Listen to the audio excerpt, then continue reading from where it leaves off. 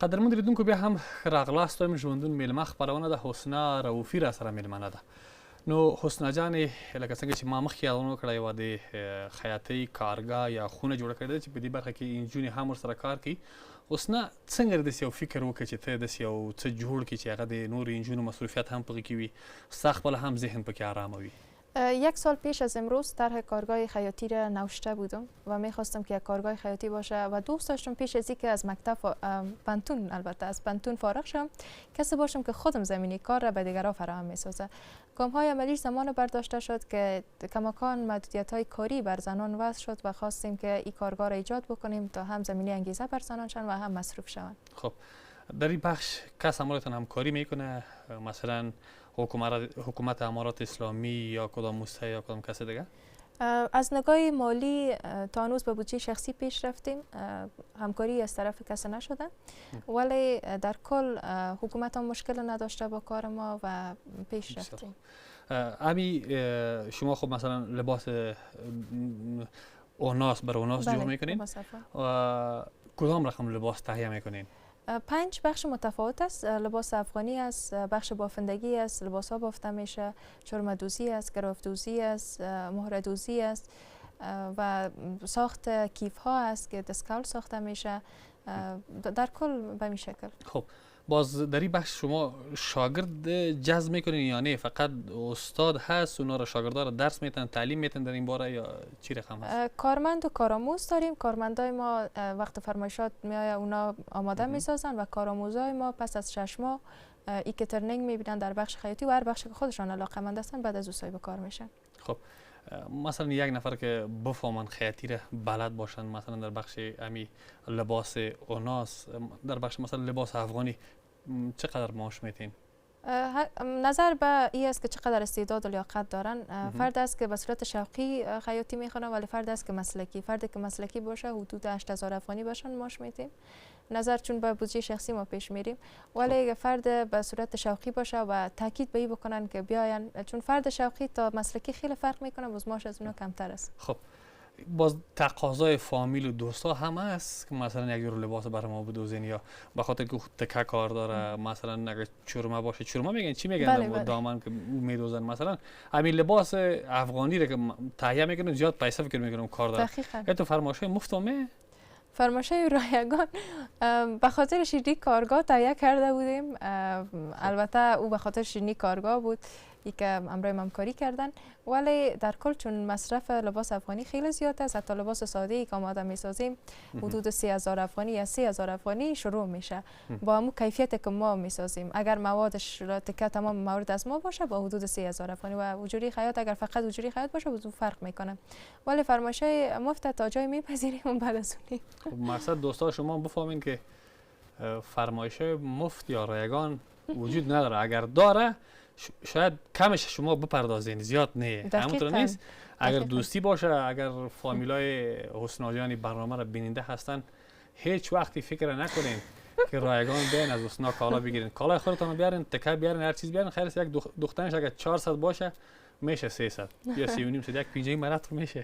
دقیقاً مرات میخریم، ولی چون مواد در بازار قیمت است، مالایی که گرفته میشه مجبورن که باید فیس بگیریم. خب حسنا کدام وقت کس را لط کردی؟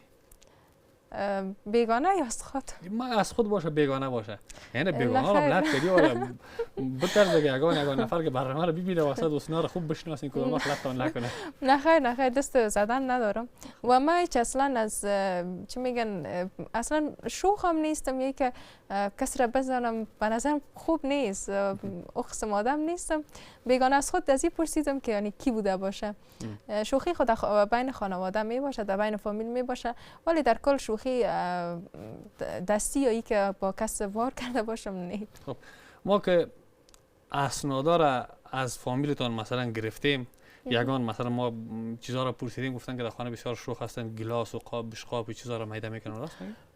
اگر در شستن ظرف میده شده باشه اقرار میکنم که میده شده، اما ای که خودم شکستانده باشم از قهر نه طور اتفاق نفتیده. چون میگم اگر همیشه در فامیل میگم که امو از قهرم اگر کسی بخواد یک شیشه را بشکنانه یا ظرف، باز میترسم از اینکه دوباره امو شیشه در چشمم نپره، چشم افکار نسازه، دستم افکار نسازه، به خاطر نشکستاندیم. خب بسیار خوب حسنا جان، چون در دقایق آخر برنامه هستیم، دوستا هم بخش آخر برنامه را بیننده هستند. در زندگی خودت میخوایی تا به کدام قله ها را برسی؟ تا کجا را برسی؟ تا جای برسی که مردم ببینید بگه که اوه نه حسنا آمد. یعنی یک چهره باشی که هر کس ببینه امروز عکس بگیره، یا یک چهره باشی که تنها افتخار به فامیل خود باشی، افتخار به افغانستان باشی، کس باشی پولدار باشی، مثلا پول زیاد دوستا باشی، افغانی، دلار، هر چیز که باشه. در زندگی میخوایم فرد باشم که مؤثر بر هم کشور و هموطن خود بوده، نه فرد مشهوری که موثریت نداشته. دوست دارم که به کشور و به مردم خدمت بکنم و از اونگاه فرد محبوب باشم تا مشهور بودن. و این که نظر به محبوبیت مردم بشناسن، مردم احترام بکنن که تا هنوزم احترام میکنن. خیلی مردم ما را دوست دارم، از هر طبقه و از هر نژاد و زبانی که هستن تمامشان دوست دارم، چون خیلی احترام میکنن. در کل دوست دارم فرد محبوب باشم. اگر با محبوبیت مردم مشناسن و احترام میکنن، او هم احترام مردم ما است. در کل اما آرزو و آرمانی میست که یک روز به صلح واقعی و آبادی واقعی در کشور برسیم. راستی یک چیز دیگه، طلا را زیاد دوست داری یا کم؟ طلا خوب است، استفاده میکنم، دوست دارم. خب چقدر طلا داری در خانه؟ خودم شخصا خب انگشتر طلا دارم، گوشواره طلا دارم، چون در جای رسمی استفاده نمیشه، ولی بیشتر انگشتر و دستبندی که دارم استفاده میکنم. خب تقریبا 1 لک طلا داری دیگه یا بیشتر است؟ نه خیر، از 1 لک پایین است. خب حدود 70,000. خب سرمایه چقدر هست در مجموع اگر سرمایه تو بگی؟ اختطاف نشد. نه نمیشه اختطاف ان شاء الله. خب یک سرمایه کارگاه است و یک سرمایه شخصی از خودت چقدر هست؟ همون سرمایه کارگاه خب برمیگرده شخصی بر خودم، سرمایه طلا از خودم و ای که پدرجان چقدر هزینه میکنن یا میگذارن بر ما، من مقدارش نمیگم. چون خیر اگر بگوین مشکل نیست، گپ نیست، کس اختطاف نگیره، به خاطر که اینا رو باید ماسک بدونی بیرون که میری کسی نمیشناسه. با ماسک زیادتر عکسایم نشر شده. امروز صبح مادر ما میگه که اصلا بیرون که میری ماسک استفاده کن. گفتم مادر جان چون من با ماسک بیشتر عکسایم است، حال با ماسک مردم بیشتر بشناسن، شاید در رویم نشناسن وقدر، ولی سرمایه را نمیگم. حدود شاید دلک بیشتر از دلک باشه. خب به همون مقدارا میرسه، ولی اگر اقرار بکنم نشه کدام اتفاق بیفته.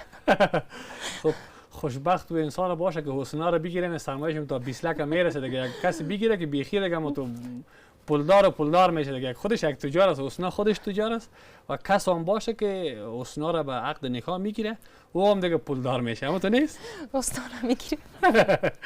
خب حسنا جان تشکر. میریم طرف صفحه فیسبوک شما. قدرمون دیدون که موږ خبرونه په پای کې د فیسبوک برخه لرو، بیا د هر چا د فیسبوک د صفحې نه د وی یو پوسټ چې کړی وي، بیا کومنټونه دي چې راغلي وي. حسنای جنوشه تلاش در جهت احیای حقوق زنان پیش از آن که به سود زنان باشد به نفع جامعه و کشور نیز است. مهمان بخش زن خودری کدام برام میمون بدی اینجا یک دوستا بسیار مثلا راستگار بمانید، موفق باشید، اما تو پیش میریم مخیزو یا بل چاله کلی دی موفق و کامگار باشید. موفق و نفع کومند موفق و کامگار باشید. خب روز معلم برایتان تبریک باشد، معلم شجاع موفق باشید. باز کسی دیگه برات نوشته کرده دختر شجاع و پرتلاش گام هایت مستدام باشد، بله بسازد بماند و خورم. خب همین کسایی که برات مثلا روز معلم و براتون تبریک گفته، همین کسایی هستن که در بخش خیاطی شما معلمش هستین یا استادش هستین یا نه در کدام جای دیگه؟ نه خیر، عبدالله مبارز وزیری همکارم بود در یکی از سازمان، البته 2 سال پیش. خب. و روزی که من در این برنامه اشتراک کرده بودم فکر میکنم روز معلم بود. خب. و همزمان با روز معلم نوشته بودن که روز معلم براتون مبارک باشه، که چطور همکار ما روز معلم نوشته بودن نمیدونم. ولی من تشکری ازشان کردم. در تمام جهان مشهور شوی. مثلا امی یک دوست امی کامنت هم اون وقت یادت بیاد که والا امی برکت امی کامنت بودیم یا امی شخص یک کامنت کرده بود، چی برش میگی برای امی شخص؟ مسکا جان رحمانی دختر مهربان، پرتلاش و خیلی عزیز هستن بر من. واقعا ما وقتی کامنتشان در فیسبوک خواندم، در استوری هم استوری کردم، نوشته کردم که این پیام خیلی بر من انگیزه، مملو از انگیزه بود. و میشه گفت بعض اوقاتی که کامنت گذاشته میشه من فکر میکنم یک دعا هست، یک دعای هموطن در حق هموطن میکنم. بدون شک ازشان سپاسگزار خواهد بودم. خوب، بسیار خوب. و خیلی کامنت زیبا نوشته بودن. خب پیش میریم. په دغه زمانه کې ستاسو دا کړنې د ستایلو دي، ستاسو رسا غږ به انشاءالله حتما تاثیرگذاره وي او حتما به بدلون راځي. امی هم یک کامنت هست که اگر فکر کنیم که امی صدای شما میگه هست تا شاید به امی صدای شما تغییر بیه. دقیقاً. در این باره چی فکر میکنی؟ اینم همکار ما واقعا تشویق میکنن سلامت باشن. خب ما در تلاش هستیم، خداوند توفیق نصیب بکنه که مبارزه‌ای که میکنیم یا در راهی که میریم هم به نفع کشور باشه هم به نفع هموطن باشه. قدمت استوار، قدامتت بلند، موفقیتت زیاد باد. خب یکی است؟ زکی آرش خاله جانم هستن. خب که در امریکا زندگی میکنن و همیشه تشویق میکنن. خب باز کسی دیگه برات نوشته کرده پایین موفق باشیم مگر او اسلام آباد آمده؟ خب این دیدار با آقای حامد کرزی بود و در مورد مکاتب امرشان بحث داشتیم. استاد ما نوریا جان اشرف در خارج از کشور هستن. کامنتشان به این معنا بود که حتما آقای حامد کرزی سفر به اسلام آباد داشتن و استاد نوشته بودن که آیا اسلام آباد بود یا او از اونجا آمدن. دو شکل. دلتا زن کشور در هیچ برهه حق نمی روند. اما درستانی افتتاح برنامه اجتماعی و انگیزشی پرواز برای جوانان کشور در کابل، خدا کنه اشتباه نخوانده باشم می رقم است؟ دقیقاً. خب باز شما فکر میکنم کدام افتتاحیه داشتیم، برنامه را افتتاح میکردیم برای دوستا مثلا نوشته کرده سربلند و کامگار بمانید. شما هم باز نام خدا وحیده هم از دی برنامه. حلیمه و فکر میکنم باز هم حلیمه یک بانوی بودن که پرسیدن، فکر میکنم با وحیده جان که با ما در برنامه بودن شناخت داشتن و نوشته بودن که وحیده جان هم هست در این برنامه. خود جانم میگفتی چی؟ ما میامدم. خب ما قدرمون دریدون که دغه کومنت ډیر جالب شین پکې لیکلي کنه خامخ کیزو پایین شما مت یک اختر مبارکی د خامخ کیزو. خو عزیز دل مای حسنای قشنگ همون کدام آهنگ از بخیال منی؟ آهنگا فراموشم شده، زیادتر من میهنی مشنم ولی بازم لطف کردم. عزیز دل مای نه فتی یک آهنگ کس من شنیده بود و من از آهنگ بخی چی کده ای دانه به دختر قشنگم مبارک و سلامت باد. بخیال فکر میکنم خالد دیگه در مسنجر چیزایش پرسان نمیکنه. استوری وقتی در فیسبوک میگذارم ریپلای میکنن، در مسنجر هم اول میگیرن، برای زود در موبایل خودم زنگ میزنن، واتساپ اول میگیرن، تشویق میکنن. همیشه مدیون تشویقایشان هستم و واقعا خالی است که فکر میکنم نظیرش وجود نداره. خب حسنا جان بسیار زیاد تشکر، سلامت و زنده باشین. ډیر زیات مننه کوم چې خبرونه تراغلې زمونږ بلنه دی ومنله او لیدونکو تاسو نه هم ډیره زیاته مننه کوو چې تر دې دمه موږ سره ملتیا وکړه. موږ مو تر دې دمه وڅارلو او زموږ خبرونه مو ولیدله. حسنا په پای کې ارمانونه خو ډیر دي، یادونه وکړه چې ډیر ارمانونه لرم په زړه کې. الله پاک دې خپل ټول ارمانونه پوره کړه ان شاء الله. که چیرې مکتبونه پوهنتونونه خلاص نشي څه پیام لري چارواکو ته د امارت اسلامي؟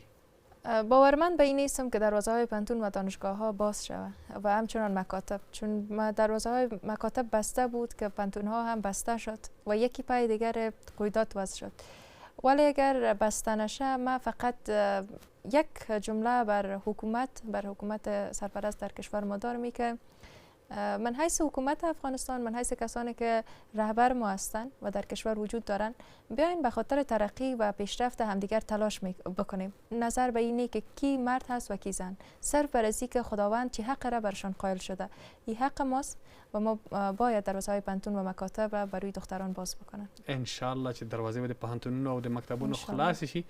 بیا هم ډیر زیاته مننه کو حسنا رؤوفي چې بلنه به ومنله راغلی او خبرونه کې مرسته ګډون وکړه.